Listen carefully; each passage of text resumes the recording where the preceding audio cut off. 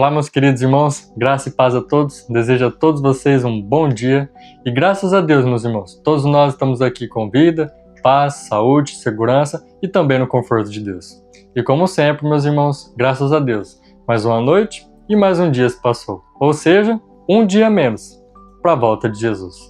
E a pergunta de hoje, meus irmãos, é muito séria e ela dói aqui no nosso coração. Imagine, irmãos, se Jesus chegasse hoje em você e dissesse assim: olha, você sabia que os assassinos, os ladrões e as acompanhantes entrarão na sua frente no reino? Pois é, meus irmãos. Vou ler um texto para os irmãos entenderem e a gente poder comentar um pouco. Está em Mateus 21, versículo 31, que vem dizendo assim, olha: qual dos dois fez a vontade do Pai?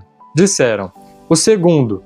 E então declarou-lhes Jesus: em verdade vos digo que publicanos e meretrizes vos precedem no reino de Deus. Os irmãos vê? Aqui, meus irmãos, Jesus estava contando uma parábola ali para as pessoas que estavam em volta dele. Nessa parábola existia um pai e dois filhos. E para o primeiro filho ele disse assim: olha, filho, eu quero que você venha e me ajude na vinha. E então esse primeiro filho disse assim: não, pai, pode ficar tranquilo que eu vou. Mas ele não foi. E então o segundo filho, que foi aqui o que o pessoal respondeu para Jesus, né, que o que estava certo era o segundo filho respondeu assim para o pai: não, pai, eu não vou te ajudar na sua vinha. Mas passou um tempo e então ele foi e ajudou na vinha do pai dele. Foi por isso que Jesus perguntou para eles qual deles estava certo. A verdadeira resposta, meus irmãos, é que nenhum dos filhos estava certo. Mas o filho que teve mais chance realmente foi o segundo, porque ele se arrependeu e então seguiu adiante e ajudou seu pai na vinha. E por que, meus irmãos, voltando no começo do vídeo, Jesus nos diria essa frase dura para nós? Porque, vou explicar para os irmãos, Jesus todos os dias nos faz, irmãos, essa mesma pergunta. Ele diz assim: olha, filho, será que tem como você me ajudar? E nós, conhecendo o exemplo desses dois meninos aqui, o que nós temos feito, meus irmãos? Os irmãos entendem? Às vezes, nós falamos sim para Deus, mas não tomamos nenhuma posição, não tomamos nenhuma atitude. E às vezes nós dissemos não para Deus, mas depois a gente se arrepende e vai. Mas o problema desse se arrepender e ir significa que nós precisamos de tempo. E a cada momento que passa, Jesus está mais próximo de voltar.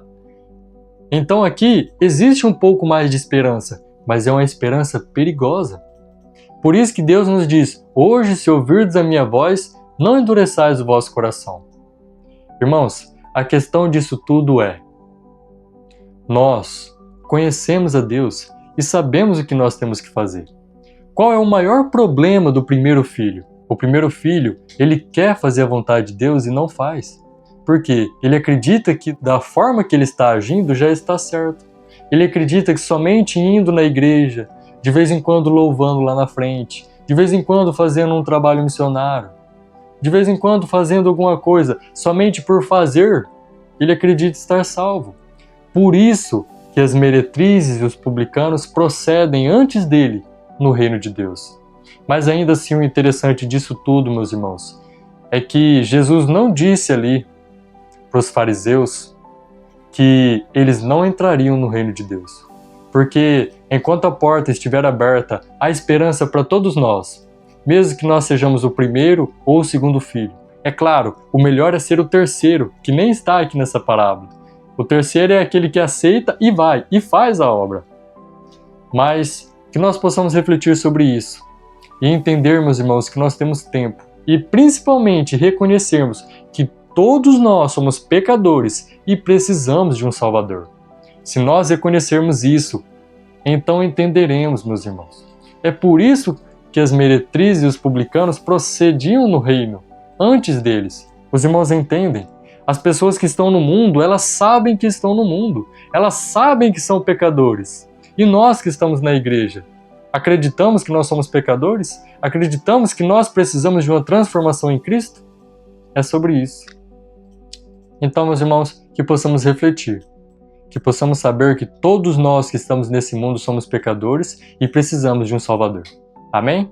Esse é o meu desejo de oração a cada um dos irmãos, que Deus possa abençoar a todos, e se você ainda está aqui nesse vídeo, se quiser pode curtir, compartilhar e também comentar.